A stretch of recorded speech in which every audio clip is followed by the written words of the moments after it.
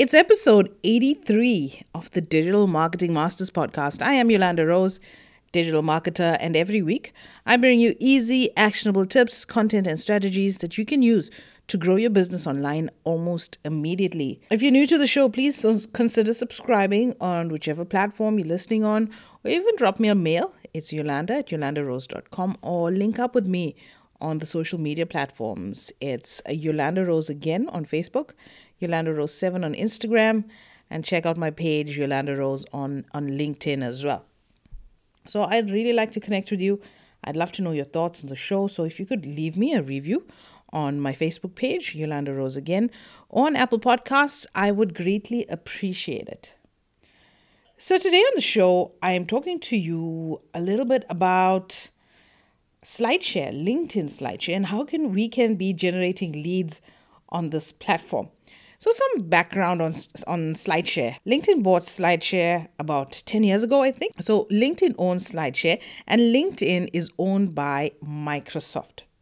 So we have a presentation tool, a tool to share these presentations, and a professional social network, all owned and operated by one company, that's Microsoft. So you can see how things are lining up for effective use case scenarios right here.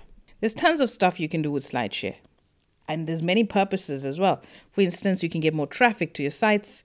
You can rank better on Google. Since SlideShare is an authority website, it will help you rank better on Google. You can also grow your followers. You can get email subscribers, build your brand, and create your own users as well. But on this show specifically, we're looking at the lead generation that we can do with LinkedIn SlideShare. With more than 70 million monthly unique visitors, and on average, about 4 million people visit LinkedIn SlideShare. And that's just on the desktop. And there is a specific app for LinkedIn SlideShare as well. There's around 13,000 new pieces of content that's added onto SlideShare as well. So it's a huge network with a largely professional content sharing community. And that's something that you can't afford to overlook, depending on your brand, of course. But you can see that the audience is a professional audience with the money to play with. So what can you share on the site? I know when you hear SlideShare, you're thinking PowerPoint and other presentations, but you can share company videos, webcasts, conference recordings, influencer videos, how-tos and tips, company presentations, webcasts, infographics, and also nicely designed short informative content as well. So the key here is to link your SlideShare presentation to your website to really gain a quality inbound link. And like I said, that SlideShare is an authority website, so it will help you push up on the Google rankings. So we're not going to really go into the mechanics of making this amazing presentation. I'm going to leave it to you to come up with some amazing content. We're going to talk about how we can start generating leads. Now, so once you have this content up on SlideShare, you've got everything published, share it on your other social media platforms, on Twitter, on LinkedIn, Facebook, Pinterest, pin your work as well, and also share it on your blog. Now, if you have a really great presentation and you know how to increase its exposure, you have to decide what results you want to accomplish with SlideShare. And you have to focus on just one goal, or you'll be wasting your time, you'll be wasting your energy, and it's not really going to be worth the effort. So before you even start up with the content, with generating the content, have that goal in mind. Are you looking to convert? Are you looking for brand awareness? What is it that's your goal with producing this content for SlideShare? Now, SlideShare doesn't allow live links in the description of the presentation. So you can have links inside the presentation, which is really helpful as well. And if people are watching the presentation, they're engaged. They're watching a great presentation. They're enjoying it. They're consuming the content. And you can insert those links in the presentation and keep on getting those clicks. And if your presentation really clicks with the people, they're going to click on that link and follow you, whatever that call to action is on that link. So one thing that you need to do is avoid saying click here like you would in a blog with a hyperlink, but insert your link so people know, this is a link that I need to click. Also, a lot of people, they're not familiar with SlideShare. They think it's just a presentation, just like how you sit and watch a presentation. So they're not aware that there are live links within the presentation. So use arrows, use graphics to direct people to say that these links are clickable. You can click them and get more information, or you can click them and fill in the form, or you can click here and get the free download. Direct people, instigate them to go and click the links so they know that it's live. So how can you get more traffic from SlideShare? Obviously, more traffic means more leads. Not all of them are going to convert, but you gotta get the traffic going if you want to be getting those leads. So one thing you can do is insert the URL of your homepage within the homepage of your presentation. You can also use one of those vanity URL shorteners to pretty up those your URLs. You know, when you have those really long ones, it can be a bit of an eyesore, but use those vanity links and make something pretty for your website.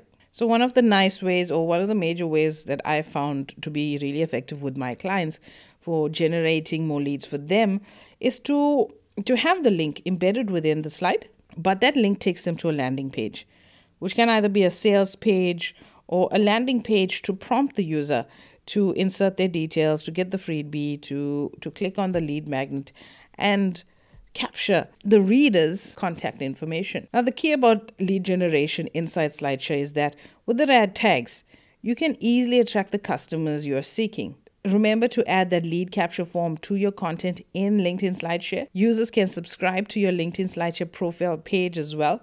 So this is just like another social media platform that you got to manage, that you got to nurture, that you got to curate the content for. So people that are interested in your content can easily convert into leads. So the things that you got to be measuring from your SlideShare profile are things like your inquiries, your leads, your demographics of your readers and your followers. Now, because LinkedIn is an authority site, you got to include keyword-rich titles, descriptions, and tags in order to give your presentations a fighting chance in the world of search engines, as well as inside LinkedIn SlideShare results as well. SlideShare is a great way for you to build brand awareness and thought leadership on the LinkedIn platform by building authority by developing LinkedIn SlideShares that present a very unique point of view on industry news and insights or your company culture. So you can create a SlideShare account with your existing LinkedIn account by connecting the two during your first login.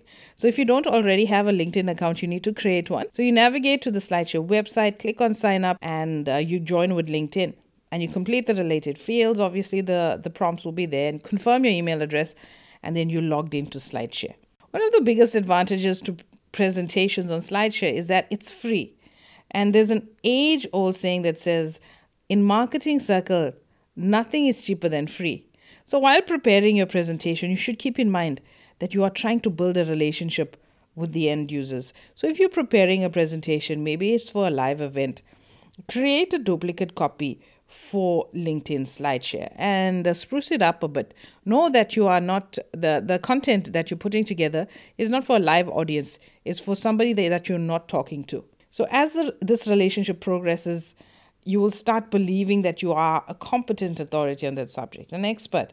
And then as an expert, you can explain the advantages of using a product. Similarly, you can also warn them about the pitfalls of the very same product.